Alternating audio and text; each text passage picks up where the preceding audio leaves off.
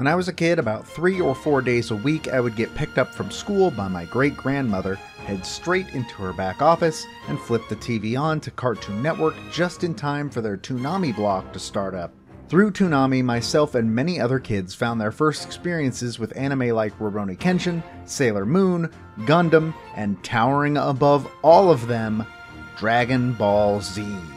Based on the iconic manga by Akira Toriyama, Dragon Ball follows the life of a man named Goku as he aims to become the strongest fighter in the world, and later, the universe.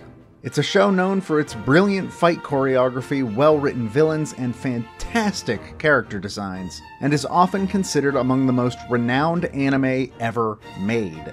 You'd think, with all that said, that Dragon Ball would translate very well into the world of video games. It's a show about fighting and getting stronger, perfect for this particular medium. Unfortunately, most Dragon Ball games range from just alright to plain trash. While much better than it could have been, Dragon Ball Z Kakarot can only be placed in the just alright category. Dragon Ball Z Kakarot follows the entire story of the series, all the way from Raditz to Majin Buu. This was a pleasant surprise upon being announced, as Dragon Ball games have a bad habit of getting to Frieza and rolling the credits. Despite the title, large portions of this game are actually spent controlling anybody but Goku, most often putting the player in the shoes of his son Gohan, though sometimes also having them play as characters like Piccolo or Vegeta. Every character controls largely the same, both in the open world and while in battle, with the only real difference being the use of their signature moves, though those are honestly rather samey in the long run as well. And in the end, that's Kakarot's biggest failing. Much of the game feels like doing the same thing over and over and over again.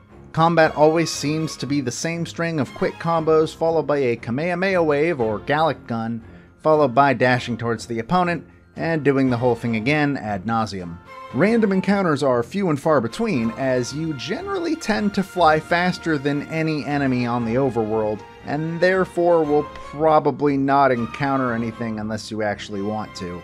When not doing main story content, you will also have a chance to do side quests, usually given by less important members of the cast like Yamcha or Yajirobe, or even pre-Z characters like Ader or Launch.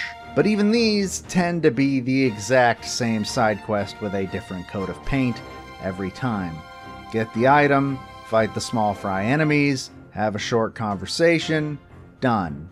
For the most part, I'm rather pleased with Kakarot's performance on the Switch. When on Earth, I didn't really notice any significant frame drops or rendering issues, though in handheld mode, shadows did admittedly pop into existence in front of me in some instances. Otherwise, a few slightly muddier textures are the worst you'll probably encounter while on Earth. Namek, however, was a much different story. I'm not sure if it's because all of Namek is one large map, unlike Earth, which is split into explorable chunks, or because the landscape of Namek is a lot less mountainous than Earth's environments. But the entire time I was on Namek, the frame rate noticeably dropped, sometimes even in cutscenes. This did not seem to affect battle at all, and as a majority of the game after Frieza takes place on Earth, didn't really strike me as a huge issue. Just be aware that there are some performance problems in that area of the game that were not present in the PlayStation 4 version. A much smaller graphical issue can be seen on the pause menu when viewing characters, where the models are for some reason very blurry and much lower quality than anything else in the game. Kakarot is at its strongest specifically when telling you the story of Z, with beautifully animated cutscenes that sometimes feel like they popped straight out of the anime. Certain boss fights are incredibly hype, such as the final battle between Goku and Frieza that had me cheering as every blow shook the screen, and it truly felt like I was having a battle on a planet that was about to explode. That's really what this whole thing comes down to in the end. For people that are already big fans of Dragon Ball Z as a whole, Kakarot has some value as a walk down memory lane and a way to re-experience the show in an entirely different manner. However, if you're not already a big fan of Goku and company's adventures, Kakarot sadly has nothing for you. Without the nostalgia factor, this game ends up being a slow slog of samey gameplay that likely won't keep your attention for very long.